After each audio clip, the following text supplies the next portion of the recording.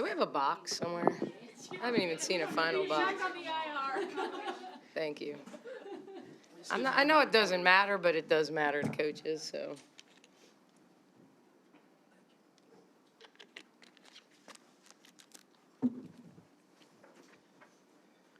Nikki, your first team, well, how did this feel for you? And obviously you'd already won the conference, but winning it outright, what did that mean to you? I mean, when I took this job, you know, I knew this was the expectation. So obviously there's an enormous amount of pressure as a result of that. And so a lot of it was just, you know, living up to the expectations that were here, you know, and trying to do it authentically my way, to put my stamp. You know, this is the only way I know how to coach. And I feel things very deeply. I'm pretty emotional. I'm obviously pretty, you know, I say what I think. And, you know, I don't spend a lot of time in coach speak. You know, if you ask me a question about how we played, I'm going to tell you, or how we guarded in action. And you know, I'm passionate about this game. And so this is just getting to coach this special group of players. I just really didn't want to let them down. I mean, as much as anything, as much as I know we caught some flack from fans, it was about the people in the locker room and the administration. That was our main focus. And for me, it was doing a good job for them, so that, you know, people could say, like, I was the right person at the right time to take over this program. So I'm just really proud of how we're playing right now, not just the championship, but how we're playing, and how we're playing unselfishly and sharing the ball. And I just think we're hard to play against right now.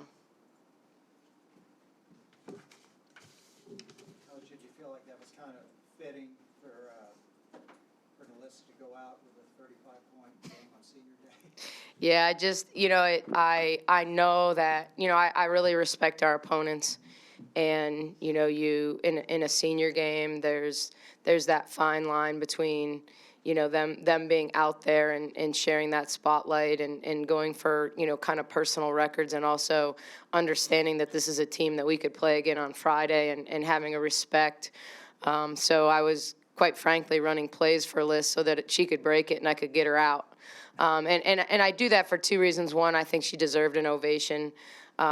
Two, because you just always worry about injuries in late game situation when the game is in hand. And so, you know, but just she's been so good down the stretch. I mean, she's been consistent all season long, but her efficiency, her making jump shots, you know, she's done it a lot of different ways. And I really feel like the biggest thing she's done this season, when I look at film from the past, and is she's defending at a much higher level than she ever has in her career. Like, I just see a different energy and focus, even from the beginning of the season to now, in terms of, like, locking people down. And, you know, I thought once again, you know, not unlike we did against Ashley Jones, like, we did the same thing to Vivian Gray today. Like, we just made her inefficient. She didn't like Kate. You know, we got size on her early, and then anytime they screened, we were switching someone even bigger on her, whether it was Liz or Queen. And so, you know, just taking that personal pride at both ends, I think, is important. Nikki, I think you said the game up there was the first time you really used that big lineup, and it was specifically for Vivian. So you started it. Was that the reason? Or? I started the 5 seniors. I mean, I had talked to Sarah yesterday. It wasn't certainly anything Sarah did. She's been phenomenal all year long. But I felt like I know 2 of them are coming back, but all 5 of those guys that I started were seniors. And, you know, it just happened to be that it was a game that is like a great matchup lineup for us. So it made it easier, and certainly was something that we stuck with and played, you know.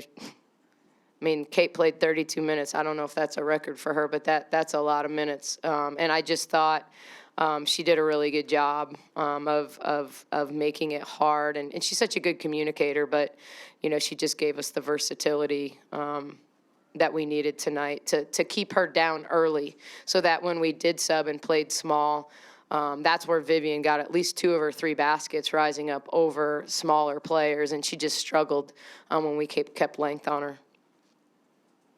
how good was it to see them get out to such a quick start? I know that's been a problem in recent games. To be able to get an early lead and then hold it, how good was that to see? I think it was, when you looked at those first, I think 10 points, they were Caitlin, Queen, and Liz.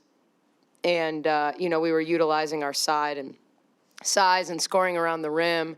But we're at our best when we start by defending. When we give ourselves the cushion defensively, when we get stops, when we get rebounds, when we can get out in transition, then it kind of opens up the whole game. And for us to, our points in the paint and, we turned it over a few times early, and then we just really settled in and, we just shoot the basketball well when we play through the paint. And so, I mean, it just, when you as a coach can dial up just about anything against what they do, they were struggling to defend us early. They went to a zone. We scored, I think, 3 possessions in a row against their zone, and that was it. That's the last we saw zone. So that even in the second half, when they were trying to press, they were still matching up man after they got through the press. So I just thought we played really poised for the most part, and we got good shots. And when we don't turn it over and we play through the paint, that leads to the baseline drift pass, and we hit threes. And so, we're executing well late in the season. We know where we want to go. We're making the extra passes and, doing what we need to do to be successful. Coach, just what's it been like for you to coach Melissa Smith and just witness this year or last year here at Baylor? I feel lucky. I feel blessed. I feel, I think she believed in me and how I could help her. I think personally, as a basketball player, and how I could help prepare her for what's next for her. And Melissa Smith could have gone anywhere in the country, and she chose to stay. And I think some of that was wanting to see her career through here. And but she still had that opportunity to go. And so.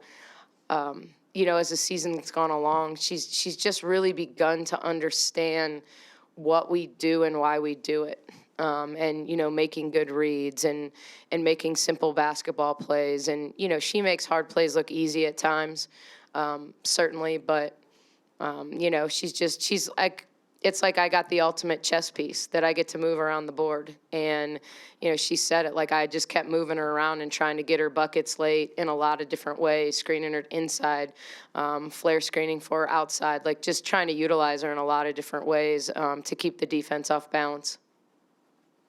Caitlin was joking that she's gotten to cut down the nets a lot, that she's almost kind of forgotten how to do it. For you to go up, cut the nets down, it looked like you had just a real moment of relief, of euphoria. What were the emotions like as you lifted the net up? Yeah, I think, I've said this before. Honestly, like beating Texas, that was relief. Like that was like almost like lack of joy and pure relief, like this idea that you just have to win that game regardless. This last week has been more joy. I mean, it really has been more kind of the culmination of, and it's, we've just played good basketball. And so when you get to play with the pieces on the chessboard, and you're making shots or you're making the extra pass, and even some of the times that we're missing, we're just getting wide open shots. You feel like you have ultimate control. And look, if there's anything I have a problem with, it's when I don't have control. And so that's part of probably being a coach is, the only people that have more control than me are the 5 that are playing on the court at once. And so, when I can dial up stuff and run good things for them, and we're doing a good job in terms of our game plan prep and taking things away. People talk about trap games all the time.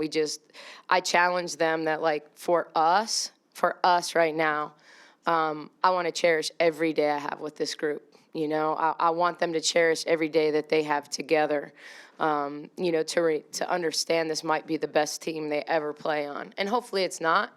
But if it is, like that they've really, poured themselves into it and gotten a lot out of it. So for me, this week has been about preparing to win a basketball game because, it wasn't about sharing as much as it was about wanting to keep playing good basketball, to keep, putting one foot in front of the other, winning the day, knowing that, we're going to have to face this team again, potentially in the opening round of the Big 12, and wanting to play well there. And, we don't talk a lot about what our seed is going to be or anything like that. I just want to be playing good basketball in March, and I've said that from the beginning, that we were going to be better in March than we were in November. And because I believe that. I wholeheartedly believe that. I didn't know if it meant conference championship. What I knew was that if they kept believing that, I feel like I know how to coach this game. Like I know how to get the most out of people. I know how to put them in position to be successful. And so,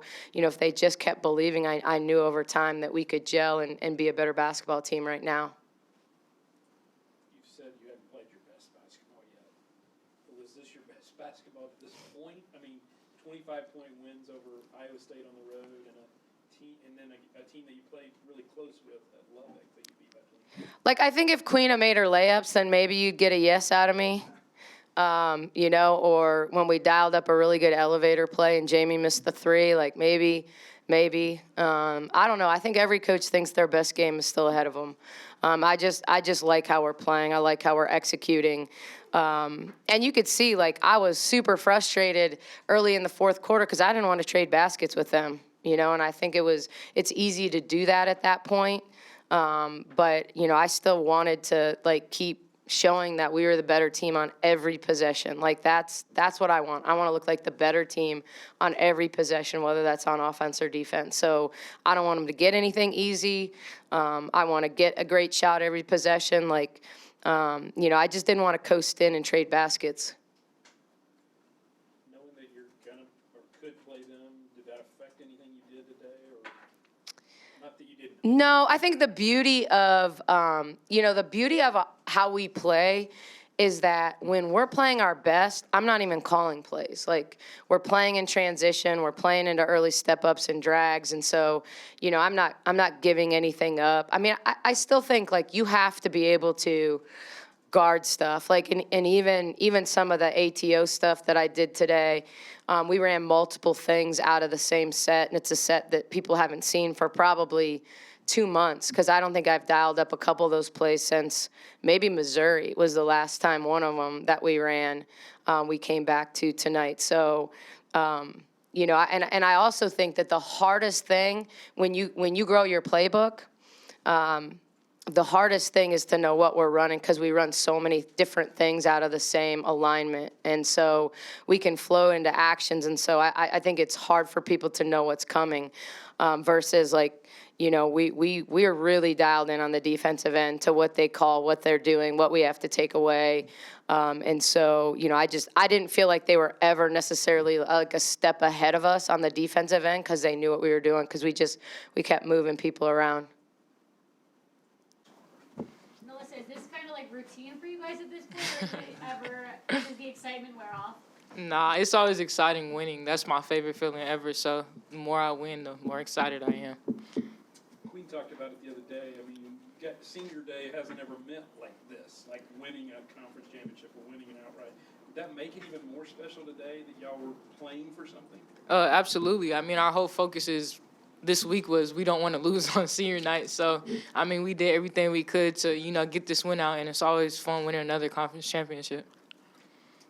Did you realize you led Texas Tech for quite a while? You had more points than them? Were you keeping up with that at all? Nah, I wasn't. I was just trying to win. Now, Leslie, did you know you're nearing your career high at the end of the game in points? I know I had 33 the other night, so I was trying to get over 33. I was trying to help you. I know you were. Every play. You're stuck at 30 for a while, and then you go past it. Man. Keep going. Anything else for Liz? Was that kind of cool, just when she took you out right after that and got to hear the crowd and stuff like that? How neat was that for you? It was great. I mean, you see it happen all the time in the past, and it was finally for me and, like, all the other seniors. So it was heartfelt, and, you're not going to feel that a lot, so I'm glad I got to experience it at Baylor. Did you get emotional before the game, or what was that like? Nah, my main focus was to win. So maybe I'll cry when I go home, not in front of y'all, though. to walk out there with your family though for the game? It was great. I mean, my family comes to every game. My mom told me, like, no matter what, they're going to make every home game this year. And so far they have. So, I mean, them always at my games and always supporting me. And my papa got to come. And, you know, my whole family from D.C. came down, too. They took a flight all the way out here. So, you know, I'm glad we got to celebrate all this stuff in front of them.